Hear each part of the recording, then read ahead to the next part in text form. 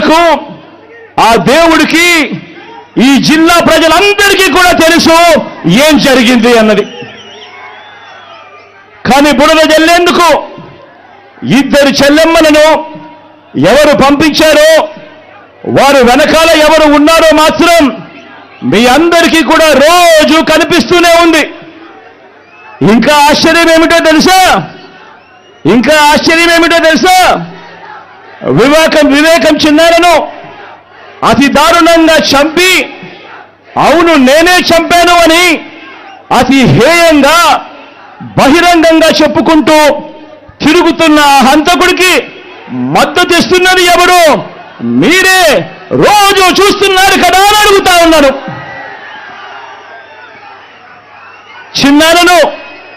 చిన్నారను అన్యాయంగా ఎమ్మెల్సీ ఎన్నికల్లో ఓడించిన వారితోనే, సంఖ్యాబలం లేకపోయినా కూడా ప్రలోభాలతో, అధికార బలంతో ఓడించిన వారితోనే ఈరోజు చట్టా పట్టాలు వేసుకొని తిరుగుతా ఉన్నారు అనంటే దానికి అర్థమేమిటి అని చెప్పి ఈ సందర్భంగా అడుగుతా ఉన్నా.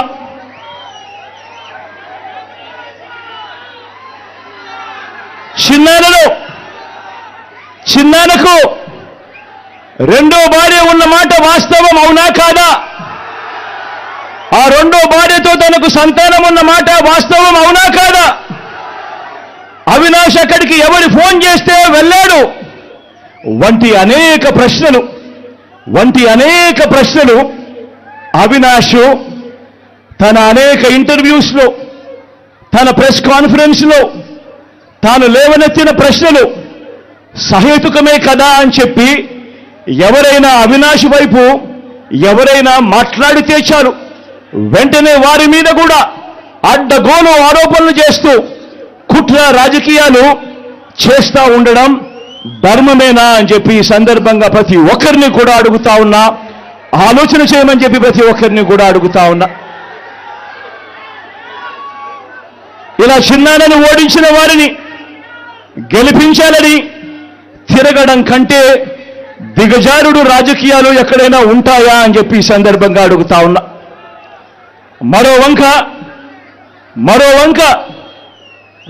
వంక కాంగ్రెస్ పార్టీకి ఓట్లు ఎన్నొచ్చాయి.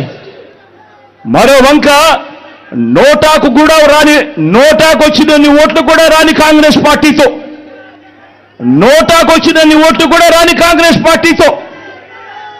రాష్ట్రాన్ని విడగొట్టిన కాంగ్రెస్ పార్టీతో, ప్రత్యేక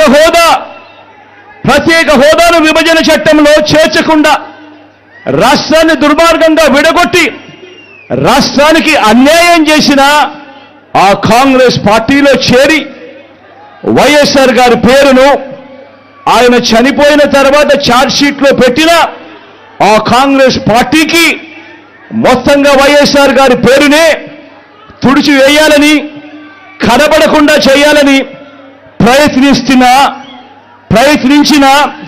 ప్రయత్నిస్తున్న వారికి ఓటు వేయటము అనంటే దానివల్ల ఎవరికి లాభము అన్నది ప్రతి ఒక్కరూ కూడా ఆలోచన చేయమని కోరుతా ఉన్నా.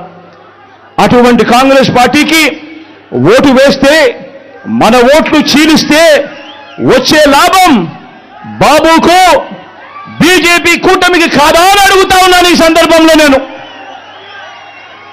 ప్రతి ఒక్కరూ కూడా ఆలోచన చేయమని కోరుతా ఉన్నా.